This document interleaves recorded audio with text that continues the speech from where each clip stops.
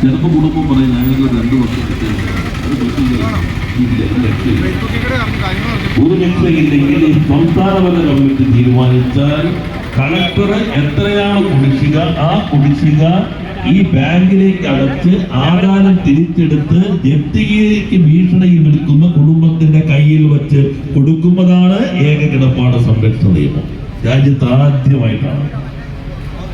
നമ്മൾ കാണാറുണ്ടല്ലോ, ക്യാൻസർ ബാധിച്ചു കുടുംബം ആകെ ചികിത്സയിൽ, അപ്പോഴാണ് ജപ്തി പോലീസ് വന്ന് കൂട്ടി ആന്റണി ജോൺ പോയിട്ട് അവിടെ പോയാലും വേണമെങ്കിൽ കുറച്ച് ദിവസം പറഞ്ഞു നിർത്താം. ചിലർ പോയിട്ടുള്ള തന്നെ താക്കോലൊക്കെ പൊട്ടി തല്ലിച്ചു കൊടുക്കും. ഇതൊക്കെ സർഫാസി നിയമം എന്ന് പറഞ്ഞാൽ കുറച്ച് കടുപ്പാണ്. നമുക്കൊരു അധികാരമില്ല. 1 ലക്ഷത്തിന് മുകളിലുള്ളതെല്ലാം ഒരേപോലെയാണ്. 1 ലക്ഷം എടുത്താലും 1 ലക്ഷം കോടി എടുത്താലും ഒരേപോലെയാണ്. 1 ലക്ഷം കോടിയാണെങ്കിൽ പിന്നെ അവർ എഴുതി തള്ളിക്കോളൂ. 1 ലക്ഷം ആണെങ്കിൽ തെരുവിലേക്ക് ഇറങ്ങാനല്ലാതെ വേറെ വഴിയില്ല.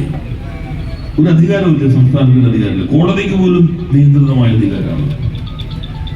താക്കോലൊക്കെ തല്ലി പൊട്ടിച്ച് അകത്തേക്ക് കയറുമ്പോൾ കൈയടി കിട്ടെങ്കിലും സമൻസ് വരുമ്പോഴായിരിക്കും കോടതി പോണ കാര്യം പിന്നെ ആലോചിക്കേണ്ടി വരാം. കാരണം നിയമത്തിന് വഴിക്ക് പോകുമ്പോൾ അത് MLA ആയാലും മന്ത്രി ആയാലും അത് തന്നെയാണ് അവസ്ഥയുള്ളത്. അപ്പോഴാണ് ഈ നിയമം ഏക കിടപ്പാണ് സംരക്ഷിച്ച് കൊടുക്കുകയാണ്. കാരണം നമ്മൾ ഈ ലൈഫ് പദ്ധതിയിലൂടെ 5.5 ലക്ഷം വീട് അനുമതി കൊടുത്തു. 4,65,000 വീട് ഒരു ദിവസം. ഇപ്പോ പ്രതിപക്ഷ നേതാവ് ചോദിച്ചപ്പോൾ സോഷ്യൽ മീഡിയയിലാണെന്ന് പറഞ്ഞില്ലേ, ഇത്ര വീടുള്ളൂ. അപ്പോൾ സോഷ്യൽ മീഡിയ കണക്കെടുത്തുള്ളൂ ഒരു ദിവസം 132 വീട് വെച്ച് കൊടുത്തിട്ടുണ്ട്. ഈ ഗവൺമെന്റ് പിണറായി കേരളത്തിന്റെ മുഖ്യമന്ത്രിയായതിനു ശേഷം ഒരു ദിവസം കേരളത്തിൽ 132 വീടാണ് പാവപ്പെട്ടവർക്ക് നിർമ്മിച്ചു നൽകുന്നത്. അധികാരിയല്ല. അപ്പോഴാണ് ഈ തെരുവിലേക്ക് ഇറങ്ങുന്ന ആളുകളെ സംരക്ഷിക്കാൻ നമുക്ക് പറ്റാതെ വരുന്നത്.